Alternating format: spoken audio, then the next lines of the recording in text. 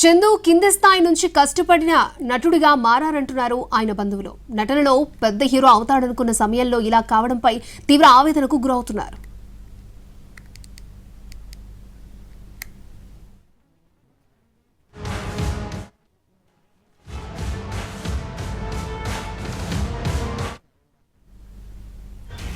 తానొకటి తలిస్తే విధి మరొకటి తలిచిందే. ప్రియుడికి ప్రేయసిని దూరం చేస్తే భార్యకు భర్తను, పిల్లలకు తండ్రిని దూరం చేసింది. విధి ఆడిన వింత నాటకంలో చివరకు అనాథలయ్యారు చిన్నారులు. అడ్డు అదుపులేని సహజీవనాలు పన్నంటి కాపురాలను చిన్నాబిట్టం చేస్తున్నాయి. భర్త తనను కాదని వెళ్లినా సంతోషంగా ఉంటే చాలనుకున్న భార్యకు గుండెకోతే మిగిల్చాడు ఆ భర్త. తెలుగు టీవీ సీరియల్ నటుడు చందు ఆత్మహత్య నేటి మానవ సంబంధాలను ప్రశ్నిస్తున్నాయి.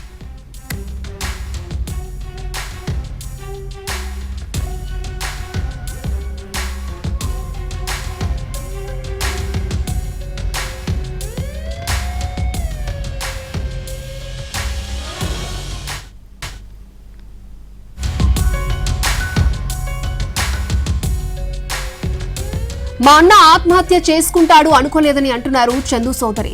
పవిత్ర మరణం తర్వాత ఇంటికి వచ్చేయమని చాలాసార్లు చెప్పామని, అయినా ఆయన డిప్రెషన్లోంచి బయటకు రాలేదని చెప్పారు. ఇప్పుడెన్ని మాట్లాడుకున్నా మా అన్న మాకు తిరిగి రాడు కదా అని రోధిస్తున్నారు. పవిత్రతో పరిచయం తర్వాత తన కొడుకు చందు తనతో సరిగ్గా మాట్లాడేవాడు కాదని చెప్తున్నారు ఆయన తల్లి.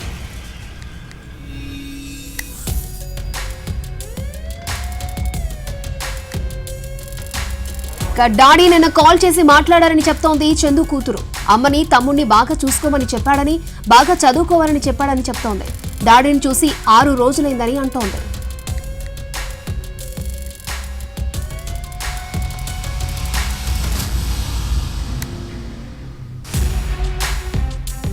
రైట్, ఇదే అంశానికి సంబంధించి మరింత సమాచారం మా ప్రతినిధి రాధాకృష్ణ అందిస్తారు. డెడ్ బాడీకి పోస్ట్ మార్టం పూర్తయిపోయింది. ప్రస్తుతం మార్చురీ నుంచి ఇక్కడ నుండి మరికొద్దిసేపట్లో కూడా డెడ్ బాడీ బయలుదేరనుంది. వాళ్ళ బ్రదర్ ప్రస్తుతం ఇక్కడ ఉన్నాడు, మనం చూస్తూ ఉన్నాం. ఒకసారి వాళ్ళ రాముతోటి మాట్లాడదాం. రాము గారు, ఎక్కడికి తీసుకెళ్తున్నారండి ఇక్కడ నుండి?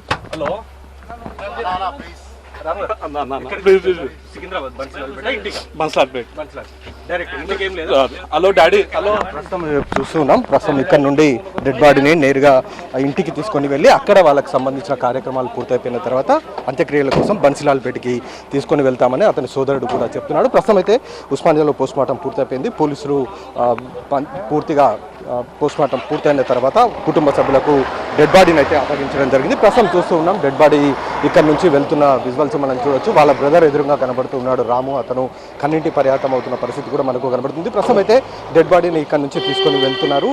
ఇక్కడ నుండి నేరుగా ఇంటికి తీసుకొని వెళ్ళిన తర్వాత అంత్యక్రియలకు తీసుకొని వెళ్ళే అవకాశం మనకు కనబడుతుంది.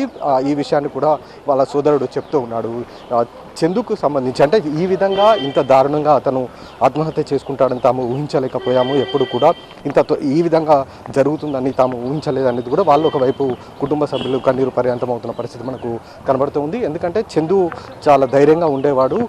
ఎప్పుడైతే భార్య పిల్లలతో దూరంగా ఉండడం మొదలుపెట్టాడో అప్పుడు పవిత్రతో ఉండడం స్టార్ట్ చేశాడు. ఆ తర్వాత నుండి ఈ ఘటన అనేది చోటు చేసుకోవడం జరిగింది అనేది కూడా మనకు తెలుస్తుంది. 3 రోజుల క్రితం యాక్సిడెంట్ జరగడం, అందులో అతను త్రుటిలో ప్రాణాలతో బయటపడడం జరిగింది. కానీ ఆ ఘటనలో మాత్రం పవిత్ర అక్కడే యాక్సిడెంట్లో చనిపోవడం జరిగింది. ఆ తర్వాత చందు తీవ్ర డిప్రెషన్కి వెళ్ళడం జరిగింది. తన స్నేహితులతోటి ఈ మొత్తం అంశాన్ని కూడా ఇక్కడికక్కడ షేర్ చేసుకునేవాడు. తాను కూడా చనిపోతాను, తాను కూడా ఎక్కువ కాలం ఇక్కడ జీవించలేనంటూ కూడా అతను ఫ్రెండ్స్ తోటి చాటింగ్ చేస్తూ ఉండేవాడు. కానీ ఈ క్రమంలోనే అతను పూర్తిగా డిప్రెషన్కి వెళ్ళడం, ఆ తర్వాత అతను నిన్న రాత్రి ఆత్మహత్య చేసుకోవడం జరిగింది. ఇంటికి వచ్చిన స్నేహితులు తలుపు కొట్టి చూశారు, కానీ అప్పటికి డోర్ తెరిచి ఉండకపోవడంతో డోర్ తలుపు పగలగొట్టి లోపలికి వెళ్ళి చూసేసరికి అప్పటికే అతను ఫ్యాన్కి వెళ్ళాడుతూ కనిపించడం జరిగింది.